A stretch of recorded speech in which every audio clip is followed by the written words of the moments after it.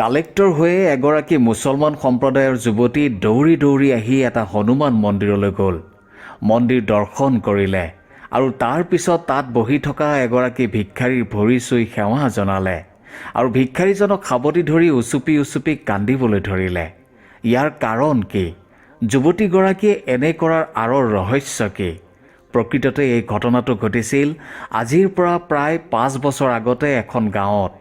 গাঁওখনত মাত্ৰ এঘৰ মানুহে হিন্দু আছিল, বাকী সকলো মুছলমান সম্প্ৰদায়ৰ আছিল। সেই হিন্দু পৰিয়ালটোত সদস্য আছিল 4 জন। ৰাঘৱ নামৰ এজন ব্যক্তি, তেওঁৰ পত্নী ৰাগিনী, তেওঁলোকৰ ডাঙৰ পুত্ৰ নবীন আৰু তেওঁলোকৰ সৰু ছোৱালী মায়া। গাঁওখনত প্ৰায় 30ৰ পৰা 35 ঘৰ মুছলমান সম্প্ৰদায়ৰ লোক আছিল আৰু মাত্ৰ এঘৰেই হিন্দু সম্প্ৰদায়ৰ আছিল। সকলোৱে প্ৰেম ভাৱেৰে সেই গাঁওখনত বাস কৰিছিল। গাঁৱৰ মুছলমান সম্প্ৰদায়ৰ লোকসকলে কেতিয়াও ৰাঘৱ আৰু তেওঁৰ পৰিয়ালক অশান্তি দিয়া নাছিল, আমনি কৰা নাছিল। বৰং তেওঁলোকৰ লগত একেটা পৰিয়ালৰ সদস্য হিচাপে ব্যৱহাৰ কৰিছিল। দেৱালীৰ সময়ত মুছলমান সম্প্ৰদায়ৰ লোকসকলে ৰাঘৱৰ লগত দেৱালীও পালন কৰিছিল আৰু ৰাঘৱেও ঈদৰ সময়ত তেওঁলোকৰ লগত মিলি ঈদ পালন কৰিছিল। আনকি ৰাখী বন্ধন উৎসৱত ৰাঘৱৰ পত্নী ৰাগিনীয়ে ওচৰ চুবুৰীয়াক ৰাখীও পিন্ধাইছিল। ৰাঘৱৰ ল'ৰা ছোৱালী দুটা নবীন আৰু মায়ায়ো মুছলমান সম্প্ৰদায়ৰ ল'ৰা ছোৱালীৰ লগত খেলা ধূলা কৰিছিল। সিহঁতৰ লগত স্কুললৈ গৈছিল আৰু কেতিয়াবা আনকি মছজিদলৈও অহা যোৱা কৰিছিল। প্ৰতিটো দুখত প্ৰতিটো সুখত গাঁওবাসী ইজনে সিজনৰ লগ দিছিল। কিন্তু সেই গাঁওখনৰ বাহিৰত কুসংস্কাৰ, অনীতি, ভেদভাৱ, নিষ্ঠুৰতা দিনক দিনে বাঢ়ি গৈ আছিল। তথাপি গাঁওখনক এই সকলোবোৰে স্পৰ্শ কৰিব পৰা নাছিল। বহু ঠাইত বহুবাৰ হিন্দু মুছলিমৰ মাজত কাজিয়াও হৈছিল, কিন্তু তাৰ প্ৰভাৱ কেতিয়াও সেই গাঁওখনত পৰা নাছিল। এবাৰ বাহিৰৰ পৰা কিছুমান উগ্ৰপন্থী সেই গাঁওখনলৈ আহিছিল। তেতিয়া দেৱালীৰ সময় আছিল। ৰাঘৱে নিজৰ পৰিয়ালৰ সৈতে দেৱালী পালন কৰি আছিল আৰু তেওঁলোকৰ ওচৰতে থকা মুছলমান পৰিয়ালেও ফুলজাৰি, ফটকা আদি জ্বলাই দেৱালীত ভাগ লৈছিল। উগ্ৰপন্থীৰ দলটোৱে সেয়া দেখি খঙতে অগ্নিশৰ্মা হৈ পৰে আৰু প্ৰথমে মুছলমান সম্প্ৰদায়ৰ লোকসকলৰ ওপৰত প্ৰহাৰ কৰিলে আৰু ক'বলৈ ধৰিলে, তহঁতে লাজ পোৱা নাইনে? এই হিন্দু পৰিয়ালটোৰ লগ লাগি দেৱালী পালন কৰি আছ। আমাৰ ধৰ্মত ইয়াক হাৰাম বুলি কোৱা হয়। সোনকালে ইয়াৰ পৰা গুচি যা। তাৰ পিছত উগ্ৰপন্থীৰ দলটোৱে ৰাঘৱৰ ফালে চাই ক'লে, ঐ শুনিছনে নাই?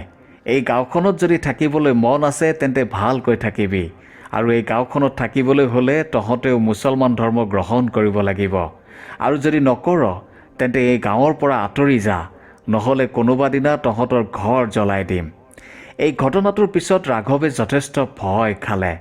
যিখন গাঁৱত ইজনে সিজনৰ দুখৰ সময়ত সদায় কাষত থিয় হৈছিল, আজি সেইখন গাঁৱৰে ওচৰ চুবুৰীয়াই ৰাঘৱক মাতবোল কৰা কমাই দিলে আৰু ৰাঘৱেও ভয়তে তেওঁলোকৰ লগত মিলিবলৈ টান পোৱা হ'ল।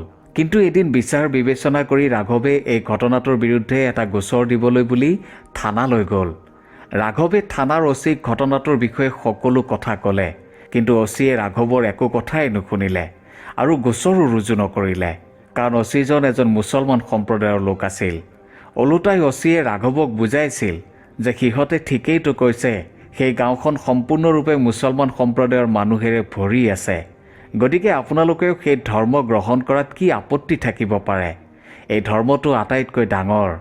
এই কথা শুনি ৰাঘৱ আৰু তেওঁৰ ছোৱালী মায়া আচৰিত হৈ পৰে। এজন অচিয়ে কেনেকৈ এই কথা ক'ব পাৰে? অচিৰ পৰা একো সঁহাৰি নাপাই ৰাঘৱ আৰু মায়া দুয়ো বিষণ্ণ মনে ঘৰলৈ গুচি আহিল। ৰাঘৱৰ ছোৱালী মায়াৰ বয়স আছিল 10 বছৰ আৰু ল'ৰা নবীনৰ বয়স আছিল 15 বছৰ। লাহে লাহে সময় আগবাঢ়িল। উগ্ৰপন্থীৰ দলটোৱে মাজে সময়ে গাঁওখনলৈ আহে আৰু ৰাঘৱৰ পৰিয়ালৰ বিৰুদ্ধে ঘৃণাৰ বীজ সিঁচি থৈ যায়। তেওঁলোকে কয় যে তোমালোকৰ গাঁৱত কেৱল এঘৰেই হিন্দু মানুহ আছে। তোমালোকৰ ইচ্ছা থাকিও তেওঁলোকক তোমালোকৰ ধৰ্মলৈ ৰূপান্তৰিত কৰিব পৰা নাই। এইদৰে উগ্ৰপন্থীৰ দলটোৱে ৰাঘৱৰ পৰিয়ালটোৰ প্ৰতি ইমানেই ঘৃণা বিয়পাই দিলে যে এদিন সেই ঘৃণাই হিংসাৰ ৰূপ ল'লে। এদিন গাঁৱত এখন সভা পতা হ'ল আৰু সেই সভাত ৰাঘৱক উপস্থিত থাকিবলৈ নিৰ্দেশ দিয়া হ'ল।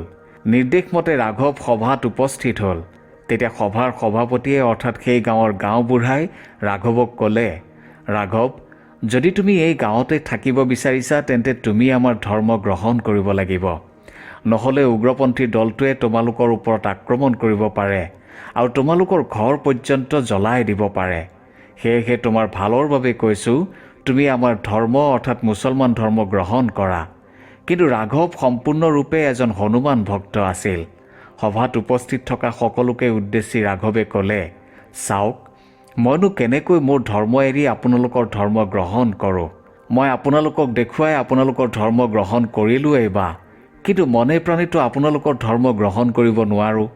মইতো আপোনালোকৰ মছজিদলৈও যাওঁ, ঈদো পালন কৰোঁ। মইতো আপোনালোকৰ ধৰ্মকো ভাল পাওঁ। তেনেস্থলত আপোনালোকে মোক কিয় ধৰ্মান্তৰ কৰিব খুজিছে? আপোনালোকে কিয় সেই উগ্ৰপন্থীৰ কথা শুনিছে? আজিৰ আগতে আমিতো সদায় একেলগে আছিলোঁ। আমাৰ মাজততো কেতিয়াও ভেদভাৱ নাছিল। আজি আপোনালোকে কিয় তেওঁলোকৰ কথাত মন দিছে? এই কথা শুনি গাঁওবুঢ়াৰ যথেষ্ট খং উঠিল আৰু ক'লে, ৰাঘৱ, আমি ভালদৰে তোমাক কৈছোঁ, তুমি যদি তোমাৰ নিজৰ লগতে পৰিয়ালৰ সকলোৰে প্ৰাণটো বচাব বিচাৰিছা, তেন্তে মুছলমান ধৰ্ম গ্ৰহণ কৰা। অন্যথা কথা বেয়ালৈ পৰিণত হ'ব। তোমাক আমি 5 দিনৰ সময় দিলোঁ। এই 5 দিনৰ ভিতৰত তুমি আমি কোৱাৰ দৰে কৰিব লাগিব। সভা সমাপ্ত হ'ল। ৰাঘৱ আৰু তেওঁৰ পৰিয়াল ঘৰলৈ আহি মহা চিন্তাত পৰিল। কি কৰা যায় এতিয়া? কিন্তু ৰাঘৱ নিজৰ স্থিতিত অটল আছিল। এনেদৰে 5 দিন হৈ গ'ল। 5 দিনৰ অন্তত গাঁৱৰ ৰাইজে ৰাঘৱৰ পৰিয়ালক মাতি এখন সভা পাতিলে। সেইদিনা ৰাঘৱৰ ছোৱালী স্কুললৈ গৈছিল। ৰাঘৱে পত্নী আৰু পুত্ৰক লগত লৈ সভাত উপস্থিত হ'ল। বহুকেইজন মুছলিম সম্প্ৰদায়ৰ মানুহে ৰাঘৱক উদ্দেশ্যি গালি গালাজ কৰিবলৈ ধৰিলে আৰু ক'বলৈ ধৰিলে যে তোমাক আমি 5 দিনৰ সময় দিছিলোঁ, তথাপি তুমি আমাৰ কথা নামানিলা, তুমি হিন্দু ধৰ্ম নেৰিলা। এই কথা শুনি ৰাঘৱৰো খং উঠিল আৰু ক'বলৈ ধৰিলে, মই আগতেই কৈছোঁ যে মই কেতিয়াও নিজৰ ধৰ্ম ত্যাগ নকৰোঁ। এই কথা শুনা মাত্ৰকে গাঁৱৰ ৰাইজে আৰু উগ্ৰপন্থীৰ দলটোৰ কেইজনমান যুৱকে ৰাঘৱক মাৰপিট কৰিবলৈ ধৰিলে। ৰাঘৱক মাৰপিট কৰিবলৈ ধৰাত পুতেক নবীন আৰু পত্নী ৰাগিনীয়ে ৰাঘৱক বচাবলৈ গৈ ইমানেই মাৰপিটৰ সন্মুখীন হ'বলগীয়া হ'ল যে তেওঁলোক দুয়ো এই সংসাৰৰ পৰা বিদায় মাগিবলগীয়া হ'ল। আনফালে ৰাঘৱো অচেতন অৱস্থাত পৰি থাকিল। সেই সময়তে ৰাঘৱৰ ছোৱালী মায়া তাত উপস্থিত হ'ল। মায়া চকুৰ সন্মুখতে মাক, দেউতাক আৰু ককায়েক তেজেৰে লুতুৰি পুতুৰি হৈ পৰি থকা দেখি ভয়তে কঁপিবলৈ ধৰিলে। ভয়ে ভয়ে তাই প্ৰথমতে মাকক উঠাবলৈ চেষ্টা কৰিলে, তাৰ পিছত ভায়েকক, কিন্তু দুয়োজনৰ ইতিমধ্যে প্ৰাণবায়ু উৰি গৈছিল। শেষত তাই দেউতাকক দেউতা দেউতা বুলি চিঞৰি চিঞৰি মাতিবলৈ ধৰিলে। কিছু সময় পিছত ৰাঘৱে জ্ঞান ঘূৰাই পালে আৰু সকলো দেখিলে। ৰাঘৱে তেওঁৰ ছোৱালী মায়াক লগত লৈ গোচৰ দিবলৈ বুলি পুনৰ থানালৈ গ'ল। কিন্তু সেইদিনাও থানাত উপস্থিত থকা অচিয়ে তেওঁলোকক তিৰস্কাৰ কৰি পঠিয়াই দিলে। মায়াই এই সকলো অন্যায় অবিচাৰ দেখি আছিল, কিন্তু সেই সময়ত তাই কৰিবনো কি? দুয়ো দেউতাক আৰু জীয়েক ঘৰলৈ উভতি আহিল আৰু মাক আৰু ককায়েকৰ অন্তিম সংস্কাৰৰ লগতে সকলো নিয়ম নীতি কৰি কাম কাজ শেষ কৰিলে। সেই সময়তে গাঁওবুঢ়াই আহি পুনৰ ক'লে, ৰাঘৱ, এতিয়াও সময় আছে। যদি তুমি তোমাৰ ছোৱালীক বচাব বিচাৰিছা, তেন্তে আমাৰ ধৰ্ম গ্ৰহণ কৰা। উপায় নাপাই ৰাঘৱে নিজৰ ধৰ্ম এৰি আন এটা ধৰ্ম গ্ৰহণ কৰিলে। সেইদিনাৰ পৰা ৰাঘৱ হৈ পৰিল ৰমজান আৰু মায়া হৈ পৰিল মুস্কান। তাৰ পিছত এদিন ৰাঘৱ অৰ্থাৎ ৰমজানে মুস্কান অৰ্থাৎ তেওঁৰ জীয়েক মায়াক ক'লে, মায়া, এতিয়া আৰু এই গাঁও আমাৰ বাবে সুৰক্ষিত নহয়। সেয়েহে তই সময়মতে স্কুললৈ যাবি আৰু সময়মতে ঘৰলৈ আহিবি। মাজনী, তই পঢ়ি শুনি ডাঙৰ মানুহ হ'ব লাগিব আৰু তই তোৰ মা আৰু তোৰ দাদাক ন্যায় দিব লাগিব। আমাৰ লগত হোৱা অন্যায়ৰ বিৰুদ্ধে মাত মাতিব লাগিব। দেউতাকৰ কথা মতে মুস্কানে মন পুতি পঢ়া শুনাত লাগিল। এনেদৰে দিন পাৰ হ'ল আৰু এদিন মুস্কানে অতি সুখ্যাতিৰে 12শ শ্ৰেণী উত্তীৰ্ণ হ'ল। সম্পূৰ্ণ জিলাতেই মুস্কানৰ নাম চৰ্চিত হ'বলৈ ধৰিলে। এই কথা শুনি গাঁৱৰ কিছুমান মানুহে ভাল পোৱা নাছিল। উগ্ৰপন্থীৰ দলটোৱে তেওঁলোকৰ মনত ৰাঘৱৰ পৰিয়ালৰ প্ৰতি ইমানেই ঘৃণাৰ ভাৱ সুমুৱাই দিছিল যে তেওঁলোকে ৰাঘৱৰ পৰিয়ালৰ কোনো এটা কথা হজম কৰিব পৰা নাছিল।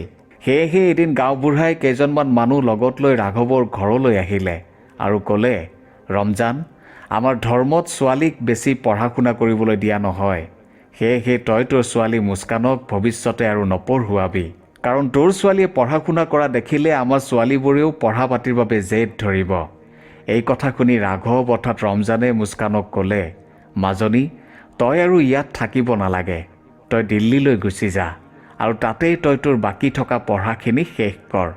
আৰু যেতিয়া তই এদিন এগৰাকী ডাঙৰ বিষয়া বা অধিকাৰী হবি, সেইদিনা এই গাঁৱৰ ওচৰতে থকা হনুমান মন্দিৰলৈ আহিবি, তই মোক তাতেই লগ পাবি, কাৰণ ময়ো এতিয়া হনুমানৰ চৰণতেই থাকিম। এই কথা শুনি মুস্কানৰ অৰ্থাৎ মায়াৰ চকু সেমেকি উঠিল আৰু তাই দেউতাকক ক'বলৈ ধৰিলে, দেউতা, মই তোমাক এনে অৱস্থাত এৰি কেনেকৈ থাকিম আৰু দিল্লীৰ নিচিনা ঠাইত মই অকলে কেনেকৈ কি কৰিম? তেতিয়া দেউতাক ৰাঘৱে ক'লে, চিন্তা নকৰিবি মাজনী, তই দিল্লীত থকাৰ বাবে মই সকলো ব্যৱস্থা কৰিম। তাত মোৰ এজন বন্ধু আছে, তাৰ কোনো ল'ৰা ছোৱালী নাই, সেয়েহে তই তাৰ ঘৰতেই থাকিব পাৰিবি আৰু মোৰ কথা চিন্তা নকৰিবি, মহাপ্ৰভু হনুমানে মোক নিশ্চয় ৰক্ষা কৰিব। এই বুলি কৈ ৰাঘৱে ঘৰত থকা সকলো পইচা পাতি মায়াক দিলে আৰু ক'লে, চা মাজনী, তই এটা কথাই মনত ৰাখিবি যে তোৰ মা আৰু ককায়েৰাই যাতে ন্যায় পায়, সেয়েহে তই তোৰ লক্ষ্য পূৰণ কৰিহে আহিবি। দেউতাকৰ আশীৰ্বাদ লৈ মায়া দিল্লীলৈ গ'ল আৰু তাত এখন কলেজত নাম ভৰ্তি কৰিলে। এদিন কলেজলৈ দিল্লীৰ কালেক্টৰ মেডাম আহিলে। কালেক্টৰ মেডামে ছাত্ৰ ছাত্ৰীৰ লগত কথা পাতিলে। তেওঁ নিজৰ জীৱনৰ বিষয়ে ক'লে, কেনেকৈ তেওঁ জীৱনৰ বহু ঘাত প্ৰতিঘাত সহ্য কৰি বিভিন্ন বাধা নেওচি এদিন কালেক্টৰ হ'ল। কালেক্টৰ মেডামৰ কথা শুনি মায়া কালেক্টৰৰ প্ৰতি আকৰ্ষিত হৈ পৰে। কালেক্টৰ মেডামৰ ৰহন চহন, তেওঁৰ পাৱাৰ আদি দেখি মায়ায়ো মনতে নিশ্চয় কৰিলে যে তাইও এদিন কালেক্টৰহে হ'ব। মনতে কালেক্টৰ হোৱাৰ সপোন পুহি মায়াই এদিন তাইৰ এজন ভাল বন্ধু চন্দনক কালেক্টৰ কেনেকৈ হ'ব পাৰি, তাৰ কাৰণে কি যোগ্যতা লাগে, সকলো কথা সুধিলে।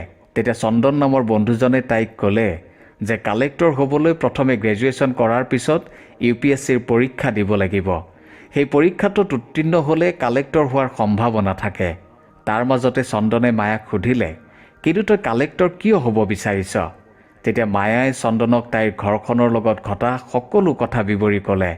তেতিয়া চন্দনৰো খং উঠিল আৰু ক'লে, মায়া, তই কষ্ট কৰ আৰু এদিন কালেক্টৰেই হ, কাৰণ কালেক্টৰৰ কথা সকলোৱে শুনিবলৈ বাধ্য। তেওঁৰ আদেশ নিৰ্দেশ কোনেও অমান্য কৰিব নোৱাৰে।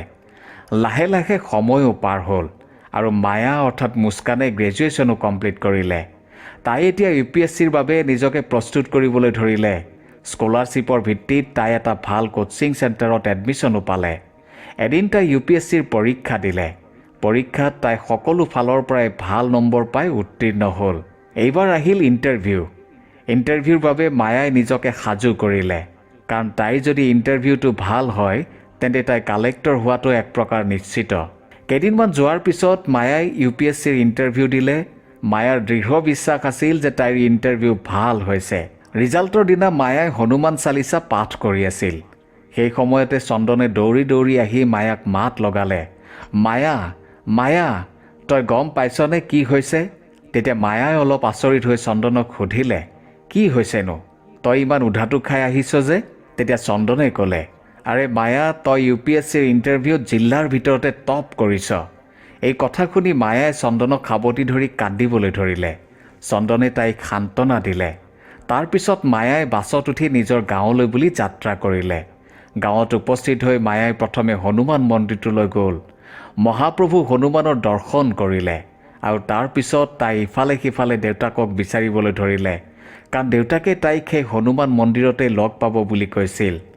দেউতাকক ইফালে সিফালে নেদেখি মায়াৰ মনটো সেমেকি উঠিল। কিছু সময় পিছত তাই মন্দিৰৰ বাহিৰত এজন ভিক্ষাৰীক দেখিলে। ভিক্ষাৰীজনক দেখি মায়া ওচৰলৈ গ'ল আৰু সুধিলে, আপুনি ইয়াতে ৰাঘৱ নামৰ মানুহ এজনক লগ পাইছিল নেকি? তেতিয়া ভিক্ষাৰীজনে গাৰ পৰা চলখন আঁতৰাই ক'লে, মাজনী, তই আহিলি। আচলতে ৰাঘৱ অৰ্থাৎ ৰমজানে হনুমান মন্দিৰটোত এজন ভিক্ষাৰীৰ বেশ ধাৰণ কৰি আছিল।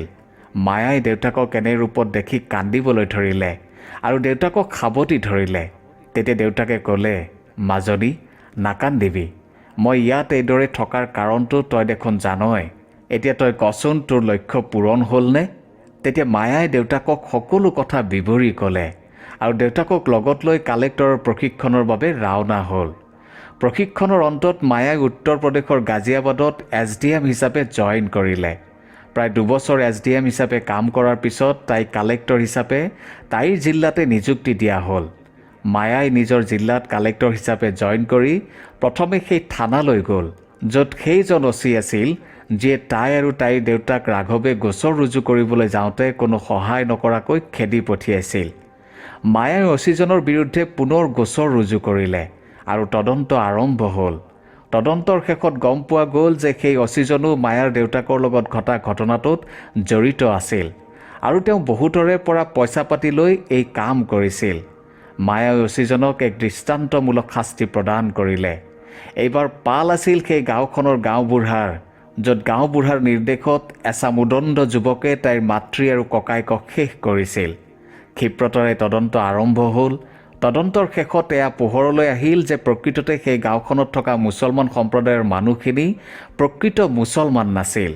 সমগ্ৰ ঘটনাটোত বাহিৰা শক্তিৰ হাত আছিল। শেষত গাঁওবুঢ়াৰ পৰা আদি কৰি যিসকল ব্যক্তি ৰাঘৱৰ পত্নী আৰু পুত্ৰক মাৰধৰ কৰা ঘটনাটোত জড়িত আছিল, সকলোকে ভাৰতীয় আইন সংহিতা মতে উপযুক্ত শাস্তি দিয়া হ'ল।